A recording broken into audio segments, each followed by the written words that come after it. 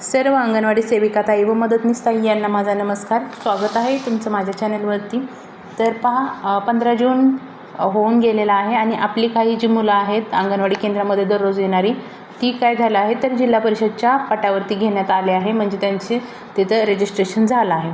तर त्यानंतर आपण जी काय आपली 5 ते 6 वयोगटातील ही बालकं आहेत त्यांच्या प्रोफाईलमध्ये आपल्याला एक महत्त्वाचा बदल करावा लागतो, ते म्हणजे गो टू स्कूल की अंगणवाडी. तर हे आपल्याला निवडावं लागतं. जी काय आपली बालक आहेत की जे खाजगी शाळेत गेले आहेत किंवा जिल्हा परिषदच्या शाळेमध्ये गेले आहेत त्यांच्या प्रोफाईलमध्येच फक्त आपल्याला तो बदल करायचा आहे. अंगणवाडी केंद्रामध्ये राहणाऱ्या बालकांच्या प्रोफाईलमध्ये आपल्याला तो बदल करायचा नाही आहे.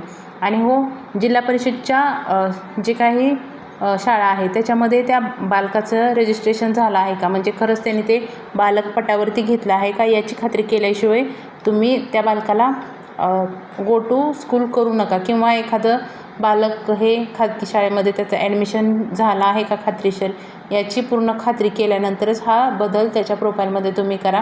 कारण की एकदा जेव्हा तुम्ही त्या बालकाला गो टू स्कूल हा पर्याय निवडता त्यानंतर पुन्हा तुम्हाला तिथं गो टू अंगणवाडी सेंटर हा पर्याय उपलब्ध होत नाही. फक्त तो तुम्हाला एकदाच निवडता येतो.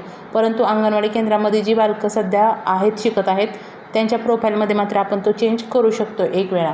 त्यामुळे तुमची जोपर्यंत खात्री होत नाही आहे की ते आपलं बालक खाजगी शाळेमध्ये किंवा जिल्हा परिषदच्या शाळेमध्ये नोंदवलं आहे तोपर्यंत त्याच्या प्रोफाईलमध्ये तो बदल तुम्ही करू नका.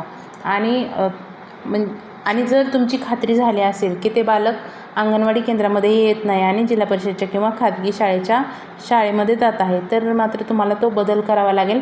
कारण की त्याचा परिणाम हा तुमच्या प्रोत्साहन भत्त्यावरती होणार आहे.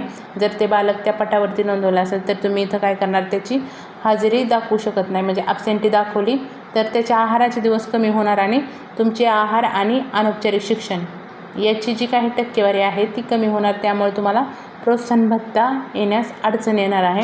तर तो बदल कुठून करायचा ते तुम्हाला माहीतच असेल, यापूर्वी देखील तुम्ही पाहिलेला आहे.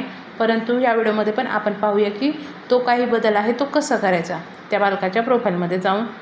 तर पहा इथं मी हे 1 नंबरचं बालकाची प्रोफाईल निवडते.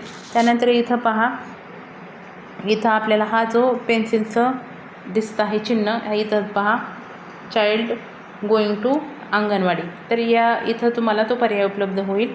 मी तुम्हाला एक ओपन करून दाखवते. या पेन्सिलच्या चिन्हावरती पहा, अशा प्रकारे जेव्हा तुम्ही टच करता तेव्हा तुम्हाला हा पर्याय उपलब्ध होतो की चाइल्ड गोईंग टू स्कूल. तर इथं जेव्हा तुम्ही स्कूल वरती टच कराल तेव्हा इथं हा जो सबमिटचा ब्लर ऑप्शन दिसतो आहे तो डार्क होईल आणि ते सबमिट केल्यानंतर त्या बालकाचं जे काही प्रोफाईल आहे त्याच्यामध्ये तुम्हाला त्याची प्रोफाईल अपडेट होईल. आणि त्यानंतर तुम्हाला हजेरीचा जेव्हा तुम्ही त्या बालकाकडे डेली ट्रॅकिंगमध्ये हजेरी भरायला जाल तेव्हा मात्र त्या बालकाचं आहारासाठी इच्छुक नाही असं येईल.